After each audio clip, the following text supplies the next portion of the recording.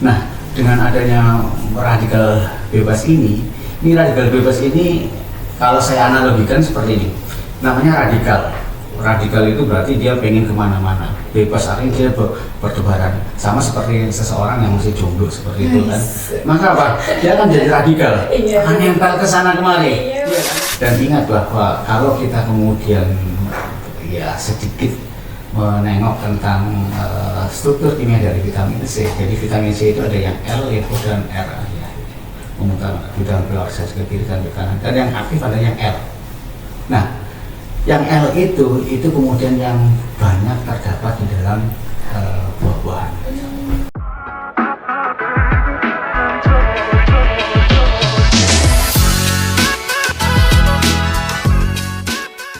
Assalamualaikum warahmatullahi wabarakatuh. Ketemu lagi di podcast UMPP bersama aku Infazabia Sabrina. Nah, kali ini kita kedatangan tamu dari Sarjana Farmasi. Ini ada Bapak APT Eko Mugianto, M.Pharm PhD. Selamat siang Bapak. Selamat siang Mbak. Oke, gimana nih Pak keadaannya hari ini kabarnya? Alhamdulillah baik, makin melesat UMPP. Wis, makin melesat. Kesibukannya apa nih Pak selama masih libur ya Pak? Iya, betul. Jadi kebetulan kita ini kan adalah program studi profesi apoteker dan ini yang angkatan kedua. Jadi kita sibuk untuk mempersiapkan kuliah bagi angkatan kedua ini. Jadi banyak hal yang harus disiapkan karena profesi apoteker ini perlu diketahui bahwa di Pekalongan ini atau di Karsiden Pekalongan ini adalah yang pertama, UMPP yang pertama. Ya, jadi kampus-kampus lain di Karsiden Pekalongan belum ada program profesi apoteker, walaupun ada beberapa kemudian yang ada program sarjana farmasi, tapi mereka sampai saat ini belum punya. Jadi ini merupakan ya benefit buat kita juga, khususnya bagi warga Pekalongan, Karsiden Pekalongan. Kalau misalkan ada dari saudara, teman, atau relasi kerabat kemudian yang telah selesai menyelesaikan S1 farmasi, itu bisa melanjutkan di UMPP seperti itu. Jadi kita masih sangat-sangat sekali. Tapi terima kasih Pak sudah menyempatkan hadir di sini gitu Pak. Sama-sama Pak. Oke Pak, kali ini kita mau bahas topik yang lagi hype banget nih. Iya. Yaitu manfaat vitamin C untuk kesehatan kulit ya Pak. Iya, akan sangat menarik ini. Iya, kalau misalnya dari perempuan, dari kaum saya nih Pak, vitamin C itu baik banget buat kulit gitu katanya. Pak, itu benar nggak sih Pak sebenarnya? Betul ya, jadi vitamin C ini sangat penting buat kesehatan kulit kita ya. Jadi kalau di masyarakat, asosiasi kita ketika kita kemudian menyebut vitamin C maka dikaitkan dengan sariawan seperti itu ya kan. Padahal bukan hanya situ sariawan saja, tapi berdasarkan laporan, berdasarkan studi oleh Margaret itu mengatakan bahwa vitamin C paling banyak disimpan di dalam kulit dibandingkan dengan organ yang lain. Artinya apa? Artinya berarti di situ vitamin C mempunyai peran yang sangat-sangat penting bagi kesehatan kulit. Jadi seperti itu. Jadi bukan hanya kemudian mencegah sariawan saja, tapi khususnya buat para perempuan seperti itu, kalau misalkan terjadi defisiensi vitamin C, itu nanti ada gangguan di dalam kulitnya karena menurut studi bahwa vitamin C ini dia itu akan menginduksi terjadinya pembentukan kolagen. Jadi kita tahu bahwa kulit kita itu strukturnya terdiri dari dua ya, epidermis kemudian dermis ya. Nah di epidermis ini kemudian kolagen ini ada di sana. Nah vitamin C ini banyak menumpuk di lapisan kulit seperti itu dan menginduksi atau ya merangsang pertumbuhan kolagen. Jadi ketika kemudian kita kekurangan vitamin C maka produksi kolagen akan terganggu. Ketika terganggu maka elastisitas dari kulit kita juga akan terganggu. Ketika elastisitas kulit kita terganggu, ya kulit akan seperti kehilangan kenyalannya. Itu sama seperti pada orang tua seperti itu, dimana kemudian kolagennya semakin berkurang maka akan tumbuh keriput seperti itu. Dan juga studi-studi yang telah dilakukan juga bahwa vitamin C itu menghambat, kalau istilah di kita itu namanya inhibition of melanogenesis. Melanogenesis itu adalah pembentukan melanin. Apa itu melanin? Melanin itu adalah pigmen warna yang menyebabkan kemudian kulit kita itu menjadi hitam. Nah, vitamin C di sana itu berperan untuk menghambat pembentukan melanin. Jadi artinya ketika kemudian kita kekurangan vitamin C, pasti nanti akan terganggu terkait dengan kesehatan kulit kita. Apalagi pada usia-usia yang agak tua seperti itu, di mana kemudian pembentukan melanin semakin banyak. Kalau kita lihat orang-orang tua itu ada black spot seperti itu, seperti itu. Jadi itu sangat-sangat penting buat kita, seperti itu. Oke, berarti itu sangat-sangat penting banget ya. Iya. Selain dari untuk kekebalan tubuh ya Pak, itu juga betul. baik banget buat kulit. Iya, jadi vitamin C selain buat kulit juga buat kekebalan tubuh.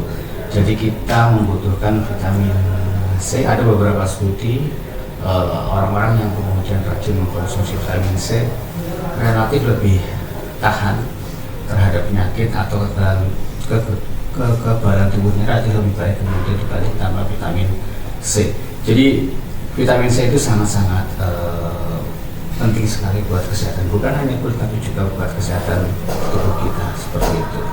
Oke, jadi sebenarnya karena kulit itu butuh vitamin C, sebenarnya vitamin C, cara kerjanya vitamin C untuk kulit itu gimana sih? Iya.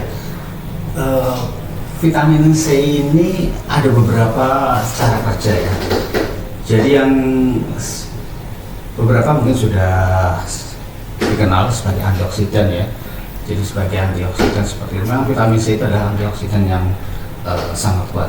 Jadi apa itu antioksidan? Antioksidan adalah senyawa yang kemudian menangkap radikal bebas. Kemudian dari mana kemudian radikal bebas? Radikal bebas itu dihasilkan dari lingkungan kita akibat interaksi dengan tubuh kita, seperti itu. Jadi kalau misalkan kita terkena UV, paparan UV atau kemudian polusi seperti itu, maka akan banyak radikal bebas di sekitar kita. Nah, dengan adanya radikal bebas ini radikal bebas ini kalau saya analogikan seperti ini, namanya radikal. Radikal itu berarti dia pengen kemana-mana, bebas, artinya dia bertebaran, sama seperti seseorang yang masih jomblo seperti itu kan. Maka apa? Dia akan jadi radikal, akan nempel ke sana kemari, dia kan yang pasangan. Tapi bayangkan kalau yang sudah ada pasangannya, dia akan relatif lebih anteng. Nah, radikal bebas itu dia akan mencari. Nah, masalahnya adalah radikal bebas kemudian ketika menempel pada senyawa-senyawa yang ada di dalam tubuh, dia akan mengganggu proses yang ada di dalam tubuh. Nah, ketika mengganggu pasti nanti ada imbasnya. Nah, vitamin C dia akan menangkap.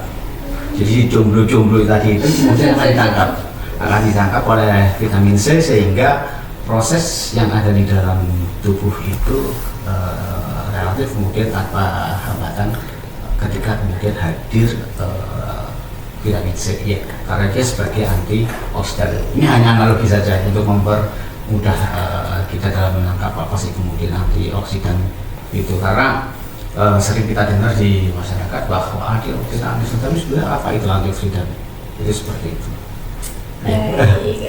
Cukup jelas ya Pak kalau itu ya, gitu. Ya. Jadi sangat-sangat penting banget. Jadi perannya vitamin C itu besar banget buat tubuh kita ya Pak. Betul ya, jadi vitamin C itu sangat berperan.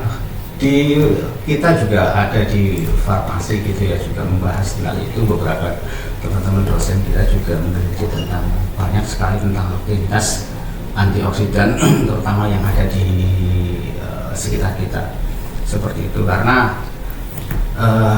ya Indonesia ini kayak akan alam gitu ya, dimana kemudian belum potensinya terekspos secara maksimal, sehingga teman-teman dosen yang berkolaborasi dengan mahasiswa tentunya kemudian banyak meneliti tentang vitamin C. Jadi saya kira peran antioksidan khususnya ya, kemudian vitamin C ini sangat-sangat penting buat kita. Seperti itu. Oh, yang ngomong-ngomongin vitamin C ini, biasanya vitamin C yang paling banyak itu di mana sih Pak? Kadang kan kayak bilangnya harus makan jeruk biar biar banyak vitamin C-nya gitu. Sebenarnya tuh bener nggak sih Pak, tuh jeruk tuh dapat vitamin C-nya tuh banyak? Betul. Jadi vitamin C itu kan nama lainnya kan ascorbic acid ya, atau asam ascorbat ya, namanya asam ascorbat. Jadi karena asam dia bersifat asam. Kalau di kimia itu berarti dia pH-nya kurang dari 7. Ya, kurang dari 7 maka dia bersifat asam. Nah, oleh karena itu buah-buahan atau makanan kemudian yang bersifat asam diduga mengandung vitamin C, tapi tidak semuanya. Nah, kalau kita kemudian makan jeruk memang banyak mengandung vitamin C, tapi jangan salah bahwa kandungan vitamin C bukan hanya banyak di jeruk juga, di apel juga banyak vitamin C, kemudian di buah-buah lain juga banyak vitamin C. Jadi memang yang banyak mengandung vitamin C adalah buah-buahan yang ada di sekitar kita, dan itu sangat penting buat kita untuk menjaga keseimbangan vitamin C yang ada di dalam tubuh. Karena kalau kemudian kita kekurangan vitamin C atau vitamin C di dalam tubuh kita kemudian kurang, maka ada terjadi gangguan-gangguan. Sebagai gambaran ini, dulu Napoleon dengan berjaya di peperangan seperti itu, kemudian suatu saat Napoleon itu bersama pasukannya itu kemudian berlayar untuk menjelajah atau mencari daerah. Nah, pada saat itu mereka tidak menyadari pentingnya vitamin C. Jadi pada saat itu kemudian para awak kapal itu banyak yang terkena sariawan karena kekurangan vitamin C. Jadi kalah atau kurang gara-gara vitamin C. Oleh pentingnya vitamin C itu. Ya, karena banyak kan di laut. Dari mana mereka dapat buah-buahan itu seperti itu. Gitu. Oke, banyak banget ternyata ya vitamin C, nggak cuma dari buah jeruk aja nih ya Pak? Tidak, jadi buah jeruk itu hanya salah satunya. Ya. Oke, terus kan kadang ada nih selain dari buah itu juga bisa dari suplemen ya Pak katanya? Iya, betul. Suplemen juga penting juga kita. Itu kalau kita ingin cara singkatnya, cara instannya ya untuk kemudian memenuhi kebutuhan vitamin C di dalam tubuh. Tetapi kenapa kemudian banyak ahli kemudian menyarankan dari buah? Karena pada buah itu bukan hanya vitamin C saja, tapi di sana juga ada serat. Ya, jadi dan ingat bahwa kalau kita kemudian ya sedikit menengok tentang struktur kimia dari vitamin C. Jadi vitamin C itu ada yang L, yaitu dan R ya. Memutar di dalam pelaksanaan ke kiri dan ke kanan. Dan yang aktif ada yang L. Nah, yang L itu kemudian yang banyak terdapat di dalam buah-buahan. Nah, kalau vitamin C yang beredar di suplemen itu kan dihasilkan dari sintesis kimia. Dari sintesis kimia artinya ya dibuatlah seperti itu. Pada sintesis kimia itu produknya dua, L sama R. Nah, padahal yang dibutuhkan tubuh kita ini L nih, bukan yang R. Sama-sama vitamin C, tapi yang dibutuhkan adalah L. Itu seperti itu. Sehingga ketika kemudian kita mengkonsumsi vitamin C yang dari buah itu jauh lebih efektif karena memang itu yang kita butuhkan satu. Kemudian yang kedua adalah terkait dengan pada buah juga ada serat, itu yang sangat-sangat penting buat kesehatan pencernaan kita. Jadi kalau misalkan disarankan nih ya tentu dari buah akan jauh lebih baik daripada kemudian dari suplemen. Tapi kita tidak bisa juga berharap orang kemudian untuk tidak mengkonsumsi vitamin C dari luar, karena kebutuhan masing-masing orang tentu akan berbeda. Ada beberapa orang kemudian yang tidak suka sayur, tidak suka buah, ya konsumsi vitamin C seperti itu. Dan juga kebanyakan dari kita ya vitamin C ini biasanya konsumsinya berlebih. Jadi kalau Anda lihat di masyarakat itu pada konsumsi kita itu cuma 75 mg per hari, sangat-sangat sedikit. Tapi yang ada di pasaran bagaimana? 500, 1000, ya itu dibuang. Ya itu hanya dibuang saja, tidak dibutuhkan walaupun ada beberapa studi yang mengatakan bahwa 200 mg vitamin C itu dapat meningkatkan atau menginduksi kekebalan kita, itu seperti itu. Jadi yang kalau misalkan ditanyakan disarankan, ya disarankan vitamin C dari alam, dari buah-buahan seperti itu. Tapi tetap harus kalau ada yang alami, kenapa harus yang kimia gitu ya Pak? Berarti lebih baik yang alaminya dulu nih. Gitu. Betul. Ya, jadi kita menyarankan yang alami dulu ya, yang alami saja, bukan ya tentu seperti yang tadi saya katakan bahwa kebutuhannya masing-masing orang itu akan berbeda, itu seperti itu ya. Jadi tidak sama antara satu orang dengan orang yang lain, sehingga karena untuk mendeteksi kemudian kekurangan vitamin C ya butuh peralatan khusus seperti itu ya, akan sangat sulit, sehingga paling baik ya kita menjaga mengkonsumsi buah-buahan setiap hari seperti itu. Oke, ya, tadi tuh ada yang disinggung nih Pak, bahwa di prodi farmasi ini juga mengkaji masalah ini ya Pak? Betul. Vitamin C ini. Ya, kita juga mengkaji vitamin C ini, bukan hanya vitamin C ini, tapi antioksidan. Ya, karena yang namanya antioksidan, vitamin C termasuk di dalamnya. Jadi kita banyak kemudian meneliti tentang kandungan vitamin C, dan beberapa juga sudah dipublikasi ya, baik di jurnal nasional maupun di jurnal internasional. Nanti bisa dicek di situ. Jadi kita memang concern sekali prodi kita ini untuk ya berkontribusi lah dalam meningkatkan keilmuan, khususnya di bidang farmasi, itu seperti itu. Oke, jadi di WMPP juga kita punya tersedia banyak labnya gitu ya Pak, banyak labnya untuk fasilitasnya sendiri. Betul. Gimana nih? Di lab kita itu minimal ada 5 lab ya. Lab kita itu dan labnya sangat proper gitu ya, untuk melakukan berbagai penelitian dan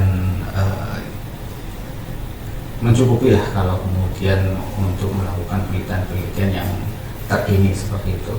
Jadi saya kira kalau misalkan seseorang ingin meneliti tentang antioksidan seperti itu, ya kita bisa. Sangat-sangat memadai ya Pak? Sangat-sangat memadai. Bahkan di lab kita itu beberapa dari SMK ataupun dari kampus lain juga melakukan penelitian di tempat kita. Artinya apa? Artinya memang tempat kita atau lab kita proper untuk melakukan penelitian. Jadi memang di lab kita ini instrumentasinya atau alat labnya itu cukup lengkap ya, cukup lengkap, bisa dikatakan seperti itu. Jadi kalau hanya terkait dengan antioksidan, kita sangat-sangat bisa sekali seperti itu. Apakah itu secara in vitro itu ya secara kimia seperti itu, atau secara in vivo melalui disuntikan ke hewan seperti itu, kita bisa sekali untuk bisa melakukan itu. Oke, jadi kadang kan orang awam nih Pak berpikiran kalau masuk farmasi cuma bikin obat doang, terus obat doang gitu. Sebenarnya di farmasi itu belajar apa aja sih Pak? Farmasi itu banyak sekali ya. Jadi farmasi kalau boleh dibilang itu dalam tanda kutip ya menjajah dalam arti kayak gini, bukan menjajah dalam arti sungguhan gitu ya. Tapi kita bidanya di makanan minuman masuk ya, makanan minuman kita masuk.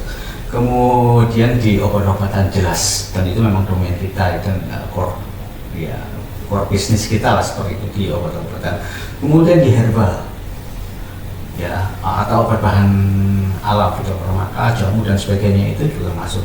Kemudian ini yang tadi kita bicarakan, kosmetik farmasi juga masuk di sini. Apalagi sekarang ya dengan zaman sekarang ini, dimana di Indonesia ini lagi booming kosmetik di mana-mana ya, skincare itu sangat-sangat banyak sekali, dan itu masuk dari bahan kajian kita di farmasi. Dan kemudian ada PKRT atau perbekalan kesehatan rumah tangga seperti odol dan sebagainya, itu juga masuk wilayah atau bidang farmasian seperti itu. Jadi sangat-sangat luas dan sangat-sangat terbuka, dan apalagi dengan sekarang ya saya kira kalau 5-10 tahun ke depan itu farmasi sangat-sangat masih banyak sangat dibutuhkan, apalagi dengan sekarang banyak puskesmas kemudian yang mensyaratkan harus ada farmasis atau apoteker di situ, maka masih sangat-sangat dibutuhkan bagi apoteker di instansi-instansi pemerintah tertentu, apalagi di swasta. Dan bukan, jadi kalau selama ini kan orang awam itu bilang kalau misalkan farmasi, apoteker itu di apotek. Enggak, bukan hanya di apotek. Ya, bukan hanya di apotek. Di rumah sakit juga bisa. Tadi saya katakan di puskesmas, kemudian di industri makanan, minuman juga membutuhkan. Kemudian ya di kosmetik juga sangat-sangat membutuhkan seperti itu. Di industri jamu yang di Indonesia ini relatif maju ya. Sayangnya kalau coba mbaknya lihat yang kemudian yang memasarkan jamu itu siapa? Kadang-kadang bukan farmasi.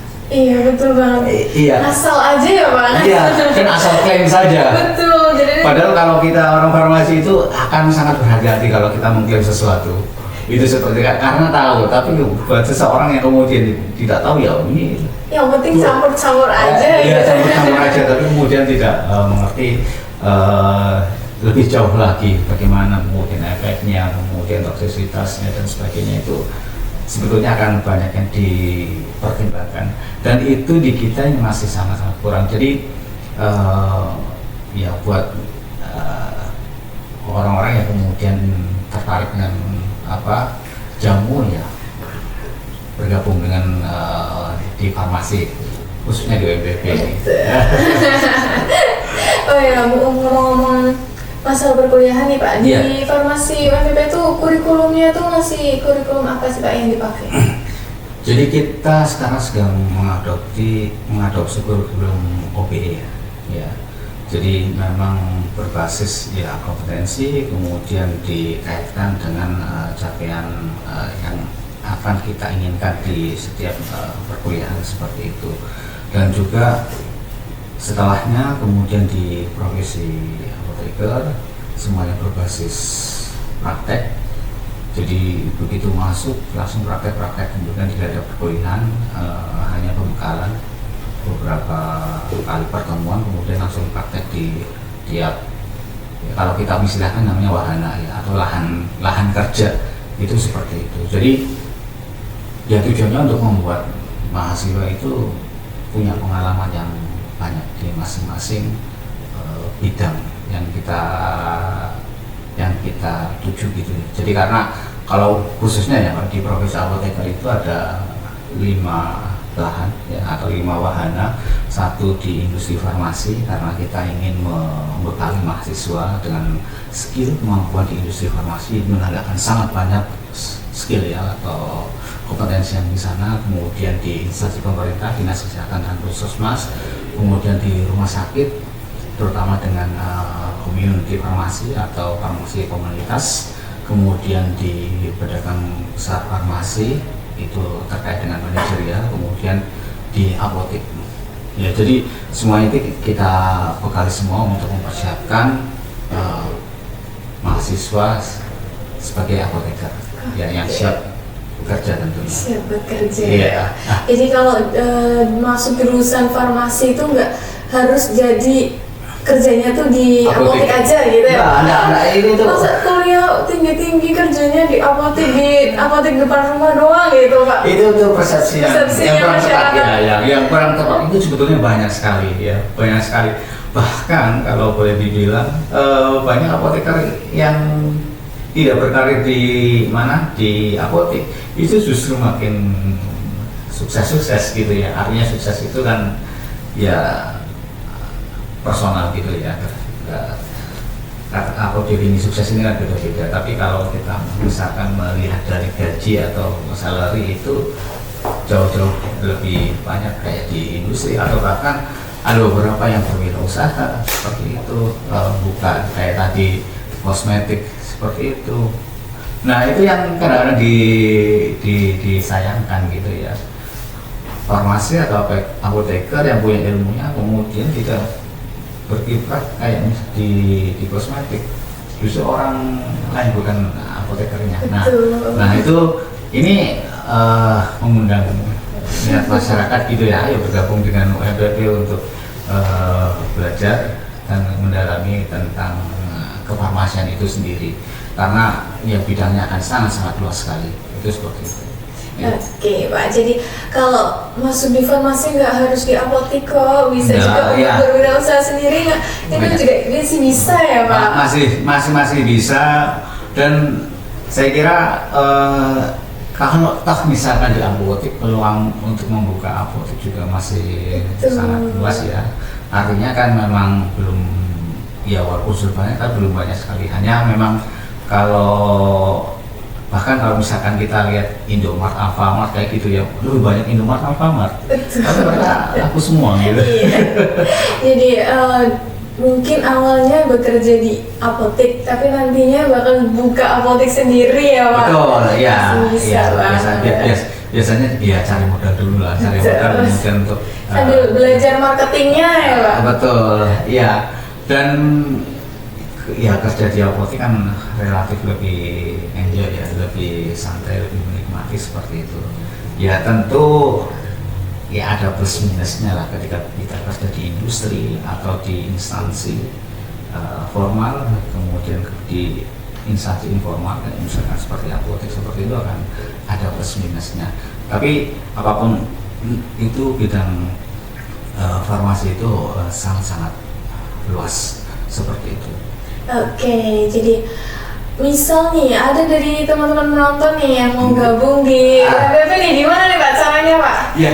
Apakah harus ada bekal dulu dari SMK-nya harus farmasi atau gimana? Ya, kita pada hakikatnya menerima untuk teman-teman adik-adik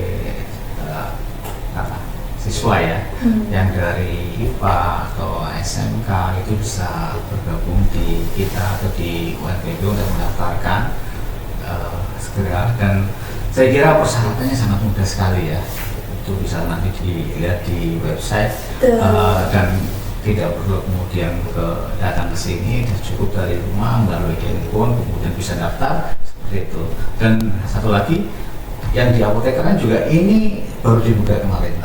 Ya, jadi perlu diketahui bahwa program profesi apoteker itu jumlahnya relatif sedikit ya di Indonesia. Jadi S1-nya farmasinya banyak, profesinya relatif sedikit, sehingga ya dalam tanda kutip rebutan kayak gitu ya. Jadi buat kita ini untuk gelombang 1 di angkatan ketiga ini sudah dibuka.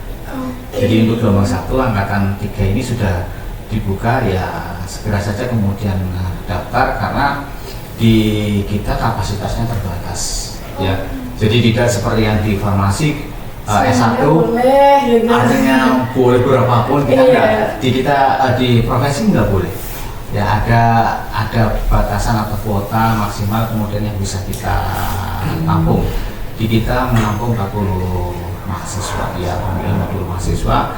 Jadi ya silakan gunakan kesempatan itu selagi masih jauh, ini di gelombang 1 ya, padahal untuk angkatan 3. Angkatan 3 itu untuk Agustus. Oke, berarti masih banyak nih Pak. Masih banyak kesempatannya gelombang 1 ini. Ya kita tidak tahu kemudian apakah kemudian ada gelombang 2 atau tidak, tapi berdasarkan yang sudah gelombang 1 biasanya animonya cukup banyak seperti itu. Jadi ya segera manfaatkan aja. Kalau misalkan kira-kira sudah memenuhi persyaratannya aja, tinggal buka website, daftar, selesai. Iya, seperti itu. Ya siapkan aja untuk semudah itu ya Pak. Semudah itu ya. Ya. Oke, jadi kalau teman-teman nih, kenapa sih harus di UMPP gitu Pak? Kenapa? Ya, satu yang jelas di farmasi kita fasilitasnya ya. Fasilitas, terutama kalau farmasi itu identik dengan alat-alat yang mahal. Iya betul. Ya, dengan bahan-bahan yang mahal juga seperti itu. Dan di kita menyediakan semua. Jadi dan satu Mbak, tidak semua kemudian mahasiswa bisa menggunakan alat-alat tertutup. Di kita mahasiswa bisa menggunakan alat-alat mahal itu. Kalau usaha bagaimana itu loh resiko. Jadi pribadi masing-masing aja ya. Iya betul. Tapi tentunya ketika sudah diberi kepercayaan untuk menggunakan, tentu ada supervisi ya, ada ini. Tapi di kita mahasiswa dibebaskan untuk menggunakan alat tersebut ya sepanjang itu terkait dengan penelitian, terkait dengan praktikum. Jadi ya yang satu tentang alat. Terus yang kedua ada ketersinambungan antara S1 dengan profesi. Di kita ada lengkap. Langsung. Jadi satu. Ya, jadi ketika lulus dari farmasi itu nggak perlu kemana-mana, langsung kemudian masuk ke profesi apoteker, tidak perlu melang-lang buana kemudian cari-cari, nggak perlu. Semuanya sudah tersedia. Kemudian yang kedua terkait dengan kualitas pendidikan kita ya, jadi ya alhamdulillah tenaga pendidik kita atau dosen-dosennya capable gitu ya, punya kompetensi masing-masing. Jadi saya kira itu adalah poin penting. Dan yang selanjutnya adalah terkait dengan lokasi ya, lokasi kita di Kars dengan Pekalongan. Bisa kita hitung berapa kemudian program farmasi atau apoteker yang ada di Kars dan Pekalongan itu sangat sedikit. Jadi kalau misalkan mbaknya misalkan orang Batang atau orang misalkan mana Pemalang atau Tegal, nggak usah jauh-jauh. Betul. Ya, jadi lebih terjangkau dan lebih hemat. Itu seperti itu. Kalau masalah biaya saya kira comparable ya, artinya ya 11-12 lah, nggak berbeda. Itu seperti itu. Tapi yang jelas kualitas dari pendidikannya itu yang utama.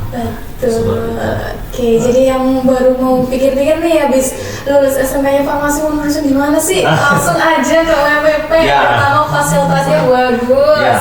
Kualitas dari pendidikannya juga oke banget. Setelah lulus sarjana mau apoteker langsung aja daftar di situ juga. Betul. Ya. Yang jelas kita punya beberapa kampus ya Mbak. Jadi kampusnya di kampus 1, kampus 2 yang semuanya itu mengakomodir tentang proses pendidikan. Jadi kita sangat care, apalagi kita Muhammadiyah ya.